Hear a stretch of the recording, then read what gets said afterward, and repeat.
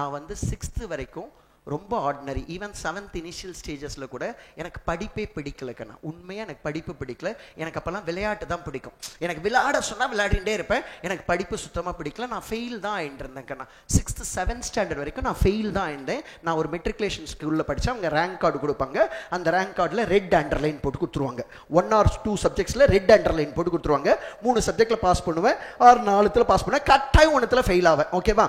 இருந்தாலும் எங்கள் வீட்டில் எல்லாருமே என்ன படிக்கிற பையன் தான் சொல்லுவாங்க. ஏன் அப்படின்னா எங்கள் வீட்டில் எங்கள் அக்கா அண்ணா எல்லாருமே கொஞ்சம் அதிக ரெட் மார்க் வாங்குவாங்க.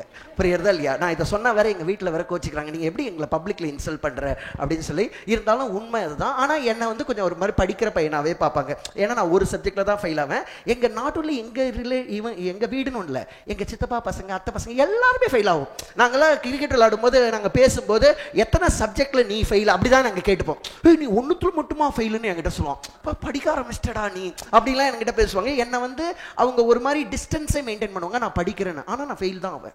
நான் படிக்கிற மாதிரி. ஏன்னா அவங்க சிலதெல்லாம் பேசும்போது எனக்கு சேர்த்துக்க மாட்டாங்க. இந்த சின்ன வயசுல அவங்க எதனா கண்டதை பேசுவாங்கல்ல, அப்போ என்னை ஒதுக்கிடுவான். எங்கள் அண்ணாலாம், நான் சொல்றது புரியறதுன்னு நினைக்கிறேன்.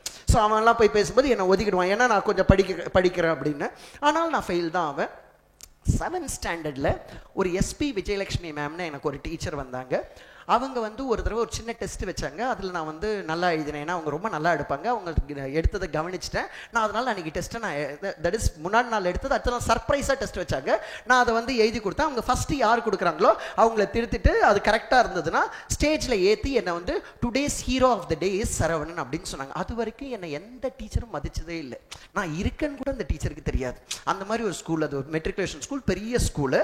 ஸோ அந்த 36 பேர் என் கிளாஸில் என்னை கூப்பிட்டு ஸ்டேஜில் இது மாதிரி ஏசி ஒரு இதில் ஏற்றி அவங்க வந்து today's hero of the day is Saravanan சொல்லி எல்லாரையும் கிளாப் பண்ண சொன்னாங்க.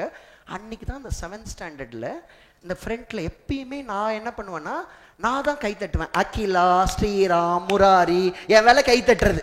ஓகேவா? இது மாதிரி நிறைய பேர் ஸ்டேஜில் ஏறுவேன், நான் கையை தட்டுவேன். ஃபஸ்ட்டு தடவை நான் ஏறி நிற்கிறேன். அந்த ஏறி நிற்கும் போது அப்படி கூச்சமா அந்த சீன் ஒன்று எனக்கு ஞாபகம் இருக்கு. எனக்கு அகிலா கை தட்டுறா, என்னால் அதை மறக்கவே முடியல. எனக்கு அகிலா கை தட்டுறா, ஸ்ரீராம் கை தட்டுறான், முராரி, சௌமியா, சந்தியா, சுதா, பிரபாகர், எல்லாரும் டாப்பர்ஸ் எல்லாம் எனக்கு கை தட்டினா. அந்த டைம்ல 7வது படிக்கும்போது என் மனசுல ஒன்று ஸ்ட்ராங்கா வந்துச்சு.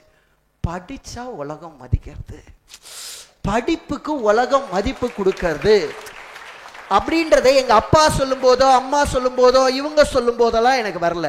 ஆனா எஸ்பி விஜயலட்சுமி மேம் ஸ்டேஜ்ல என்னை ஏற்றி today's hero of the day is Saravanan everybody clap பண்ணும்போது அன்னைக்கு டேட்ல உண்மையா நான் ரியலைஸ் பண்ணி அன்னையிலேருந்து படிக்க ஆரம்பிச்சேன்.